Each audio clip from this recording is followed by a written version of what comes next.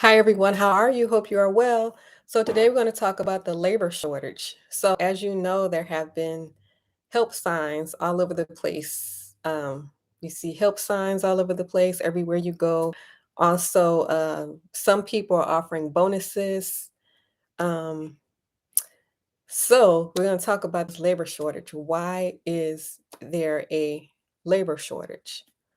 Well, what we were told a long time ago was that there was a great resignation. Remember that? A great resignation where people decided all at one time that they're not satisfied with their job and they're leaving. So that's what we were told. But when you think about it, were we really being told the truth? Was there really a great resignation? So it's something to think about. Because when you think about what happened with the pandemic, with COVID going on, um, well, before I talk about COVID, the common thought is that there was a great resignation where everybody decided at the same time that they were leaving their job. Then the other thought with this is that the pay is not high enough. So people are not willing to take minimum wage jobs when they are used to making more at the minimum wage. So the other thought is that people just don't want to work, that they're lazy. So, but I would like to give you a different view because it's very interesting to know if we were really being told the truth um, about this great resignation happening. Because when you think about COVID and all of these people losing their lives, a lot of people died during this pandemic. And so, according to the World Health Organization, the number is 14.9 million. 14.9 million deaths associated with COVID. This is according to the World Health Organization. This is a new estimate that they have, the number being 14.9 million. So, was there really a great resignation like we were told? Or are the people deceased? And that's the reason why we're seeing all these help wanted signs. They're not alive to work. So that's a very interesting concept. If you know something is going on, but you tell a contradictory story, the great resignation. So I find that quite interesting. So, of course, you know there are several different reasons why there's this labor shortage, but have you factored in the fact that 14.9 million people are no longer with us anymore? Very interesting. So, of course, there are a variety of reasons. There's not one reason for this labor shortage. Some people retired. They worked all their lives and now they are retired. So they are no longer in the workforce. So that could be a reason. Discrimination, your favorite topic that I'm sure that you tuned in to hear about. Well, discrimination or racism is alive and well in the workplace. And if you don't experience this type of thing because you're not a minority, I'll give you very concrete examples of discrimination. This is not all of the forms because they are a variety of different forms of discrimination that take place. But just a few examples in the workplace would be not hiring you in the first place, choosing other candidates based on your name. So, does Shakira sound like a white name? or a Black name. Still hiring based on what does your name sound like before I see you.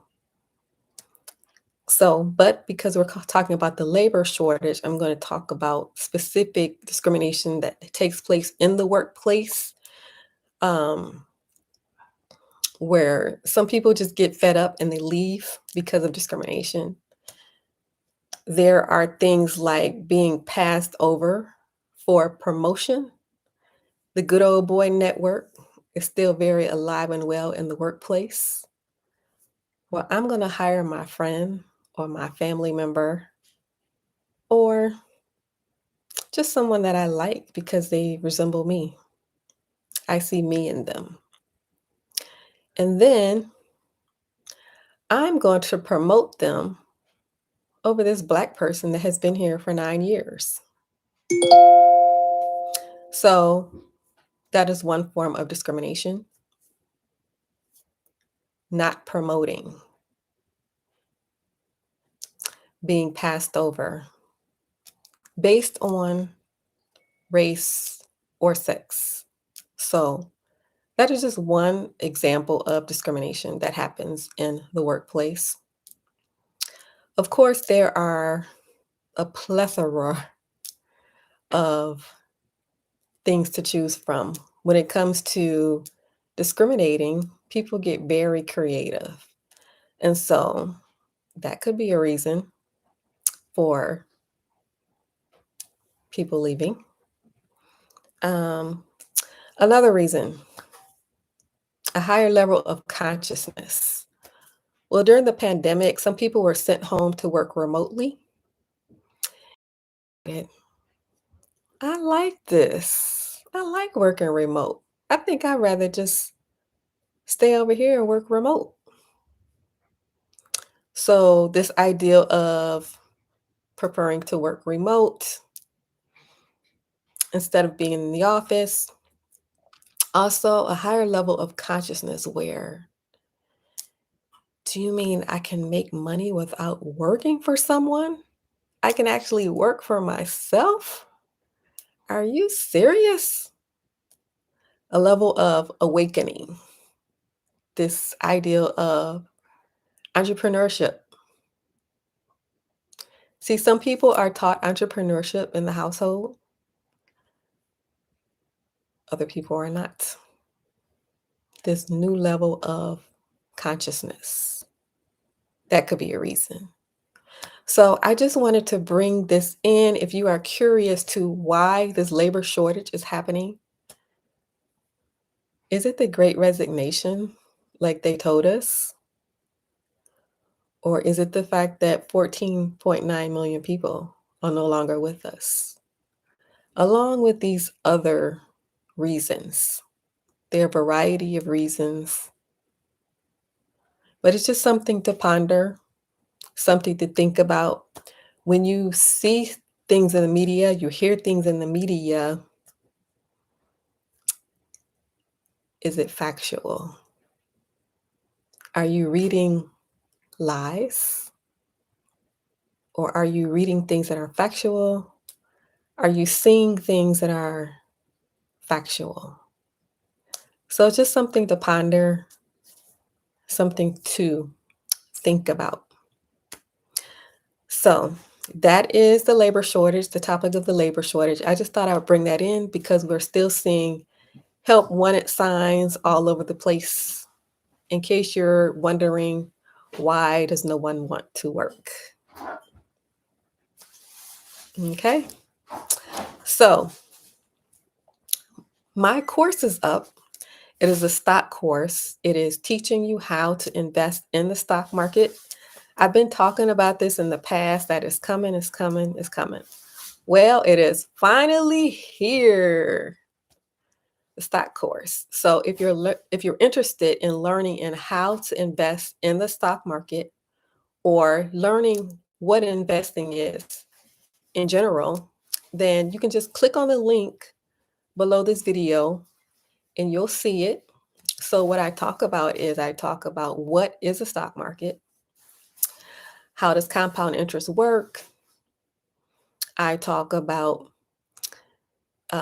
definitions that you may or may not be familiar with. What is an index fund? What is an ETF?